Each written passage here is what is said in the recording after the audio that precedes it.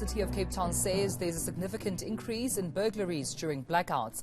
Our reporter Kevin Brandt is finding out what residents and officials are doing to ensure safety, and he joins us now from the mother city. Kevin, good to have you and good morning to you. Quite a serious issue around personal security, but what's happening out in Cape Town? I mean, how big of an issue when it comes to security, crime and load shedding is it in the mother city?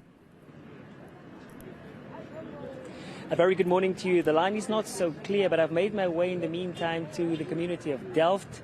It's a notoriously dangerous community, crime rife, where a lot of policing efforts have already gone into in a bit to clamp down on criminality within this community. The residents in this area indicated that they are at the moment in a round of load shedding already, and saying that they are now trying to find ways in a bit to help fight crime. And joining me here now is the Delft Community Policing Forum chairperson, Charles George. Pastor, thank you so much for speaking to us. Can you just explain to us what is the extent of crime at the time when you experience, especially now with stage 6, very high rounds of load shedding? Yeah, good morning to you and good morning to your viewers. I think the effects that we're having roundabout with load shedding on the crime factor it's enormous. There's a lot of ripple effects happening as well, and Delft residents are fed up with regards to Eskom and the load shedding happening in our communities. There is everyone in this community has been affected, and in a bad way. And if you look at all different sectors of society, it is crumbling under load shedding. At the moment, we are in stage 6. Our electricity went off at 6 a.m. this morning. It's supposed to go back at 10 a.m. this morning. It's 20 past 10 and it's still off. When the electricity comes back on, it goes off again. So a minute, 2 minutes later, it's on, goes back off. The problem that we have is that most of our murders in our community occurs during load shedding at night.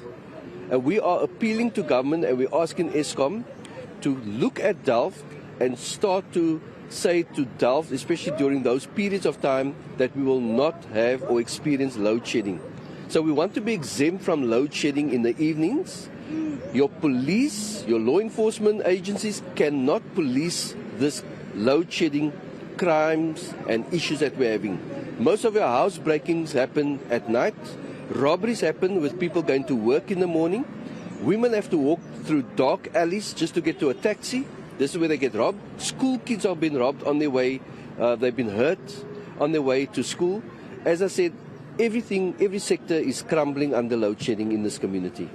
My understanding is that this community gets electricity directly from Eskom and not via the city of Cape Town, which can buffer its residents for up to 2 stages, sir. That's right. So we get direct link from Eskom, and we fall under Eskom, and we don't get any power from the city as such. So we're looking to speak to Eskom, and we're looking at areas like East River that's been exempt with regards to load shedding because of crime. Now, Delft is rated number 1 when it comes to the crime stats. So we feel that Delft had to be exempt first before communities like East River, Manenberg, etc., etc. As I said, it is affecting all of us in a very negative way. Businesses are crumbling, people are losing jobs, households are falling apart, and everything hinges on load shedding that's currently happening in our community. In your communication with the police, in terms of rolling out more resources, in particular during those stages of load shedding, is there any indication that more boots will be on the ground, more resources, even from the city's law enforcement, will participate in reining in criminality in the area? Yeah, so from the police side, from law enforcement side, there is more boots on the ground, there is more police visibility. We have a fantastic neighborhood watch family in Delft. Again, Delft is not a little city. It is a big city. It is a huge city. Delft has grown overnight. And it's unfair to ask the police to police load shedding because it's totally impossible. There is more and more people moving into Delft. There is more and more houses going up in Delft. Schools are overflowing at the moment because of the amount of people in Delft. And how do the police police all these different factors happening and it's all because of load shedding. Appreciate your time. Thank you so much, sir. That is Charles George. He is the Delft Community Policing Forum chairperson, painting a picture of the extent of crime that the community here have to deal with during those rolling stages of power cuts here, wanting to be exempt this area from load shedding, in particular during nighttime when criminals take advantage of those extended hours, when there's no street lights on, when there's very little visibility in this community to go out and on the criminal acts. So these giving us a bit of a picture in terms of how they want the situation to be taken forward, saying that they will interact with Eskom with regard to this area also being exempt from load shedding. Back to you.